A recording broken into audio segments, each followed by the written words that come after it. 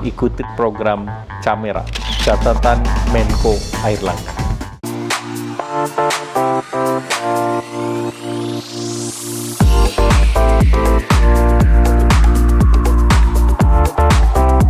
Kita juga mau kenal lagi nih lebih jauh seorang Tantowi Yahya. Sekarang saya mau kasih top 3 ala Tantowi Yahya. Nanti Mas Tantowi boleh sebutkan sesuai dengan pertanyaan saya. Siap ya? Oke. Yang pertama ini, 5 buku yang wajib dibaca. Oke, ala saya loh ya. Ya. Yang pertama itu adalah The Secret, itu karangan Rhonda Byrne.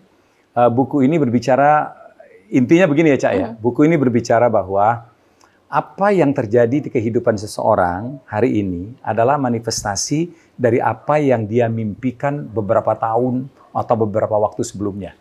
Jadi you are what you dream. Itu betul saya rasa dan saya udah buktikan. Banyak hal yang terjadi di hidup saya sekarang ini adalah penjelmaan dari mimpi-mimpi saya beberapa tahun atau beberapa puluh tahun yang lalu. Jadi ada orang yang mengatakan juga dalam kaitan ini bahwa masa depan itu milik mereka yang mempunyai mimpi. Tapi betul juga ya, kalau kita nggak ada mimpi, terus kita nggak ada tujuan. Nah, hidup ini mau ngapain? Nah, buku ini membahas soal itu. Yang kedua? Yang kedua, ini buku lama banget ya. Saya rasa ini udah hampir 50 tahun, tapi masih aktual. Judulnya itu adalah Why Culture Matters, karangan Samuel Huntington. Jadi mengapa budaya itu menentukan. Menurut buku ini, menurut Huntington, bahwa kebiasaan-kebiasaan dari rakyat di satu negara itu sangat tergantung dari budayanya. Ya, kalau budayanya ini, hasil akhirnya ini. Budayanya ini, hasil akhirnya ini. Dia bilang seperti ini ya, negara-negara yang penduduknya itu komunal, rajin berkelompok, dan kelompok itu pasti ada pimpinan atau ketua kelompoknya. Semakin besar kelompok itu, semakin besar tugas atau kewajiban dari si tokoh pimpinannya itu untuk menghidupi. Nah, kalau misalnya dia itu orang kaya, ya nggak ada masalah, duitnya banyak, hartanya banyak. Lah kalau dia pas-pasan, sementara dia ada obligasi untuk menghidupi massa yang mendukung dia selama ini. Disitulah awal muasal terjadinya korupsi. Bagaimana dia berusaha untuk mendapatkan income lebih dari apa yang dia dapatkan. Sementara dia tidak bisa mundur lagi dari jabatan itu. Ya salah satu yang cara paling mudah ya korupsi. Nah, jadi kita lihat korupsi itu berkembang di negara-negara ya yang hidup masyarakatnya itu secara komunal dan ada pemimpin-pemimpin. Tentu tidak benar semuanya.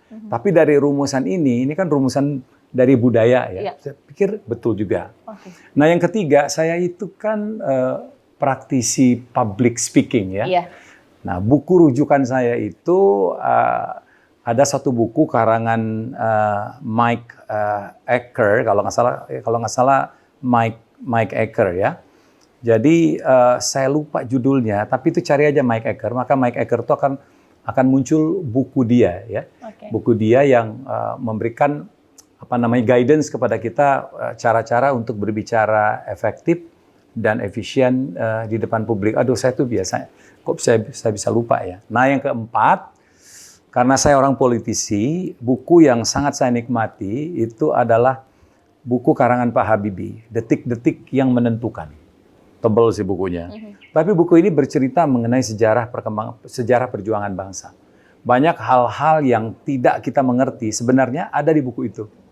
Banyak hal-hal yang kita salah mengerti mengenai proses sejarah kebangsaan, sejarah politik di negeri ini ada di buku itu.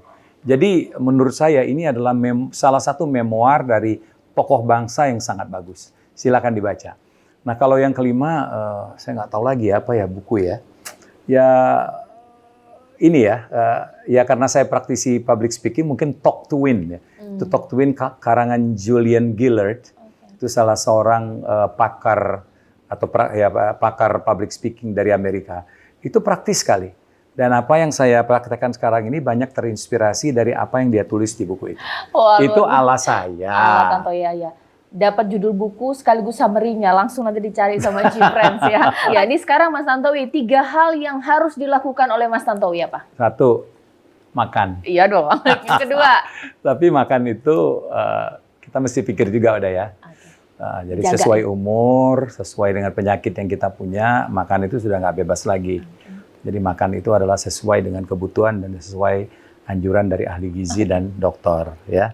Jadi nggak makan itu salah. Jadi ada orang yang memutuskan nggak makan gitu, menurut saya nggak bakal sehat hidupnya ya. Iyalah. Ya. Kedua olahraga. Oke. Ya, olahraga itu penting banget. Ketiga, menyanyi. Wow. Jadi kita harus lakukan hal-hal yang membuat hati kita tuh senang. Ya. Oke. Kalau bagi saya itu nyanyi, bermusik itu bikin saya senang. Oke, terakhir nih, 3 tokoh inspirator.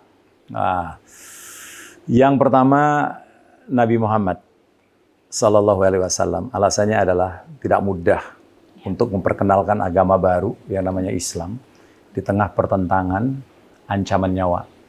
Ya, dan dia bukan siapa-siapa, bukan dari keluarga besar, kerajaan gitu, bukan dari orang kaya enggak, tapi dia berhasil mengeluarkan atau mengembangkan satu agama baru yang bertahan hingga sekarang. Ya, itu yang pertama. Yang kedua, saya sangat salut dengan, karena saya orang musik ya, saya salut dengan David Foster. David Foster itu dikenal sebagai the hitman. Jadi bukan orang yang suka nabrak, bukan, tapi orang yang biasa melahirkan hits. Jadi dia itu melalui kepekaan, pengalaman, dan intuisinya, dia tahu betul lagu yang bakal meledak pada era itu ya, apa. Kemudian penyanyi yang bisa dia angkat itu siapa. Nggak ada David Foster tuh nggak ada Celine Dion. Ya. Terus nggak ada tuh Bryan Adams. Ya. Kemudian nggak ada tuh Michael Bublé.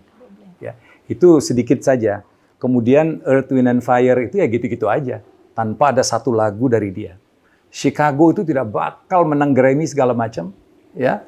Bertahan hingga sekarang. Kalau tidak ada 1, 2, 3 lagu itu yang dia compose dan dia arrange buat kelompok ini. Jadi bagi saya itu ini adalah orang yang sangat genius. Ya. Satu lagi. Satu lagi Jokowi. Ya. Jokowi itu nobody loh. Ya. Bukan anak siapa-siapa. Anak orang ya tidak miskin, tapi anak orang yang sangat sederhana. Pendidikannya ya nggak tinggi-tinggi banget, S1. Ya. Bukan orang kaya, bukan juga pengusaha yang maha sukses. Nggak main-main jadi presiden. Bahwa dia jadi presiden itu adalah atas kehendak rakyat, atas kehendak alam, dan atas kehendak Tuhan. Satu saja ini tidak berkehendak, nggak jadi dia. Orang bisa populer gitu ya, tapi kalau kata Tuhan jangan dulu, ya nggak jadi. Terus alam bilang, jangan dulu deh, ada aja kejadian di orang itu. Ya kan? Nah jadi bayangin seorang yang biasa-biasa saja bisa mendapatkan persetujuan dari 3 stakeholders penting, menjadi presiden sukses selama 2 periode, insya Allah, sampai dengan selesai. Insya Allah. Sudah semua terjawab ya, tapi mungkin terakhir ini Mas Tantowi untuk G-Friends sekalian, sekiranya ada pesan nggak yang mau disampaikan? Sederhana, dunia sekarang ini semakin kompetitif. Orang yang akan dapat peluang untuk sukses adalah orang yang mempunyai diferensiasi. Kalau yang kita punya biasa-biasa saja, mediocre pula, itu sulit untuk survive di zaman sekarang dan ke depan. Sebaliknya, zaman sekarang dan ke depan ini memberikan remunerasi, memberikan kompensasi yang luar biasa bagi mereka yang memenuhi persyaratan seperti yang saya sebutkan tadi. Orang ini bisa kaya raya atas sesuatu yang menurut kita nggak mungkin ya dulu ya. Nah, sekarang ini orang udah bicara metaverse ya.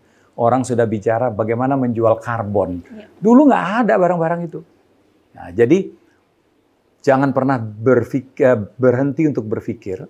Jangan pula untuk pernah berhenti untuk melakukan inovasi-inovasi. Hal yang tidak mungkin itu bisa menjadi mungkin dan membuat Anda kaya. Mas Tantowi, makasih banyak loh ya udah bisa diajak ke rumahnya, terus kita bincang-bincang. Ini luar biasa, banyak ilmu yang bisa saya serap di sini. Satu dan kehormatan. mudah-mudahan untuk G-Friends juga sekalian. Tapi aku juga ingin mengingatkan G-Friends untuk jangan lupa follow, komen, dan subscribe akun sosial media G24 Channel. Sampai jumpa. Ikuti program Camera, catatan Menko Airlangga.